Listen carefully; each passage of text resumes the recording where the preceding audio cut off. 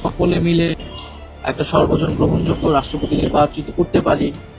সেই নির্বাচন প্রক্রিয়াও সংশোধনের প্রস্তাব এসেছিল এবং ক্ষমতার ভারসাম্যের জায়গায় রাষ্ট্রপতির ক্ষমতা আরো কিভাবে বাড়ানো যায়। তো আমাদের প্রত্যাশা ছিল যে নির্বাচনের পরে আসলে রাষ্ট্রপতিটা নির্বাচিত হবে জুলাই সনদ অনুযায়ী। আমাদের গণভোটের যে ম্যান্ডেট জনগণ দিয়েছে, 70% জনগণ আমাদেরকে দিয়েছিল, সেই জুলাই সনদ বাস্তবায়িত হবে, সংবিধান সংস্কার পরিষদ হবে। এর মধ্য দিয়ে আমরা রাষ্ট্রপতি একটা নতুন ভাবে সংস্কারকৃত সংবিধান অনুসারে আমরা নতুন ভাবে রাষ্ট্রপতি নির্বাচিত করতে পারবো, এটা আমাদের প্রত্যাশা ছিল, যেরকম আরো অনেকগুলো প্রত্যাশা ছিল। কিন্তু আমরা দেখেছি যে এই সরকার গণভোটের গণরায়কে অস্বীকার করেছে এবং যারা জুলাই সনদের বাস্তবায়নের কোনো ধারাতেই নেই। সংস্কার পরিষদের শপথ তারা নেয়নি, অধিবেশন ডাকেনি এবং সকল প্রতিষ্ঠানকে তারা দলীয়করণ করছে, নির্বাচন কমিশনকে দলীয়করণ করছে। তা আমরা দেখলাম যে এই সরকারও আসলে পূর্ণ স্বৈরতন্ত্রের পথে হাঁটছে এবং আমরা কিন্তু প্রথম অধিবেশনের একদম প্রথম দিনেই আমরা বলেছিলাম যে ফ্যাসিবাদের দোসর চুপ্পু তাকে রাষ্ট্রপতি থেকে অপসারণ করে নতুন রাষ্ট্রপতি যাতে দ্রুত সময়ের মধ্যে দেওয়া হয় জুলাই সনদ অনুসারে। সেই রাষ্ট্রপতিকে তারা 6 মাস রেখে দিল এবং তাকে এখন একটা ফ্রি কোন ধরনের বিচারের আওতায় আনা হচ্ছে না, এটাও আমাদের কাছে সন্দেহজনক। এবং এই যে 6 মাস টাইম তারা বৃদ্ধি করলো, এটা আসলে কোন ষড়যন্ত্র বা কোন পায় তারা মাথায় রেখে এটা করছে। কারণ আমরা জানি পরবর্তী 5 বছর যখন অতিক্রম হবে এই রাষ্ট্রপতি সেই সময় থাকবেন এবং তখন তত্ত্বাবধায়ক সরকার কিভাবে হবে, এই রাষ্ট্রপতি যিনি রাষ্ট্রপতি হতে যাচ্ছেন হবেন তার ভূমিকা কি হবে, এই পুরো বিষয়টা কিন্তু জাতির সামনে একটা সন্দেহ তৈরি করে। কারণ আমরা বিএনপির অতীত ইতিহাসে দেখেছি তারা সবসময় চেষ্টা করেছে এই ট্রানজিশনের সময়গুলো যাতে নিজেদের হাতে ক্ষমতা থাকে সেটা তারা বিভিন্ন সময় চেষ্টা করেছে এবং বাংলাদেশ অনেকগুলো রাজনৈতিক সাংবিধানিক সংকট তারা তৈরি করেছে। এই বিষয়গুলো আমাদের দীর্ঘমেয়াদী বিষয়গুলো আলোচনায় এসেছে এবং সেগুলো নিয়ে আমরা হয়তো আরো কথা বলবো।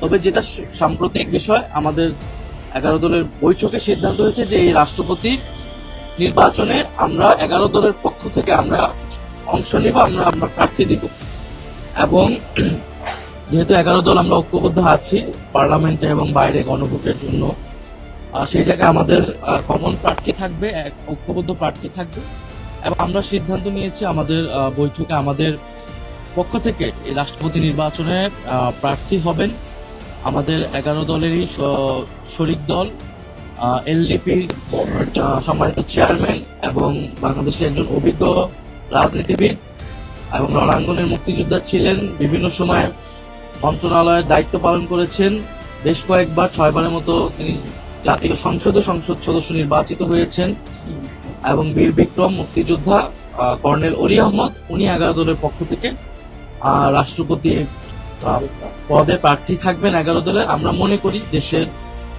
এই যে সংকট একটা চলছে, এই সময় দেশের যে ধরনের অভিভাবকত্ব প্রয়োজন রাষ্ট্রপতি হিসেবে আমরা মনে করি কর্নেল অলি আহমেদ উপযুক্ত এবং ওনার অভিভাবকত্বে বা ওনার নেতৃত্বে এই সংকটগুলো নিরসন হওয়া সম্ভব বলে আমরা মনে করি। এ কারণে আমরা যেহেতু বিএনপি জুলাই সনদ বাস্তবায়ন করেনি এখন পর্যন্ত, ফলে আসলে সর্বসম্মতিক্রমে বা ঐক্যবদ্ধভাবে রাষ্ট্রপতি দেওয়ার যে সুযোগটা সেটা আমাদের ঐকান্তিক প্রচেষ্টা থাকা সত্ত্বেও বিএনপির এই যে একদলীয় এবং সংস্কার বিরোধী আচরণের কারণে এটি সম্ভব হলো না। এটি দেশের মানুষ দেখছে, দেশের জনগণ এটি অবশ্যই বিচার করবে এবং আমরা চাই যে জনগণ অ্যাটলিস্ট দেখুক যে আমাদের জায়গা থেকে আসলে আমরা জনগণকে সেই মেসেজটা দিতে, জাতিকে সেই মেসেজটা আমরা দিতে চাই যে আমাদের জায়গা থেকে ওনাকে আমরা মনে করতেছি যে এই রাষ্ট্রের অভিভাবকত্বের জায়গাটা নেওয়ার মতো। এই কারণে আমরা অংশগ্রহণ করছি। আমি মনে করি যে এটার এই অংশগ্রহণটাই একটা গুরুত্বপূর্ণ মেসেজ রাজনীতিতে বহন করবে। গণতন্ত্রের জন্য আমরা মনে করি যে এই প্রক্রিয়াটা অংশগ্রহণমূলক, প্রতিযোগিতামূলক হওয়া উচিত। বিএনপির পক্ষ থেকে অনেক জ্যেষ্ঠ নেতার নাম আসছে যারা রাষ্ট্রপতি নির্বাচনে অংশ নেবেন, সেক্ষেত্রে আপনাদের বিরোধী দলের পক্ষ থেকে কোনো পরামর্শ আছে কিনা যে এরকম আমরা চাই? আমাদের প্রাথমিক পরামর্শ ছিল যে জুলাই সনদ বাস্তবায়ন করে সংবিধান সংস্কার পরিষদ করে তার আলোকে যদি রাষ্ট্রপতি হতো তখন আসলে ব্যক্তির থেকেও প্রক্রিয়াটা গুরুত্বপূর্ণ হয়ে উঠতো। প্রক্রিয়ায় পরিবর্তন করে নাই, সেই জায়গায় তারা তাদের দলীয় ব্যাপার আসলে রাষ্ট্রপতিটাকে তারা দলীয় ব্যাপারেই পরিণত করেছে। তো সেই জায়গায় সেটা নিয়ে আমাদের আসলে আমরা দেশের কল্যাণের জন্য আমাদের বিবেচনায় সর্বোত্তম ব্যক্তিটাকে আমরা এই দেশের প্রেসিডেন্ট পদে মনোনয়ন দিয়েছি। আপনারা দোয়া করবেন আমাদের প্রত্যেকটি কাজ যেন জাতির জন্য হয়, জাতির কল্যাণের জন্য হয়। আমরা এই ব্যাপারে ইনশাল্লাহ কোনো আপোষ করব না। আমরা সকলের সহযোগিতা চাই। সবাইকে ধন্যবাদ। আসসালামু আলাইকুম ওয়া রাহমাতুল্লাহ।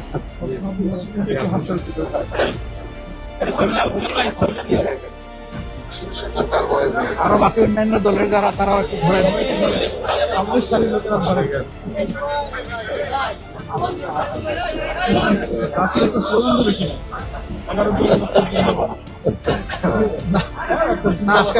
আজকে স্লোগান দিয়ে ধরো তুমি আমাদেরকে ধরো।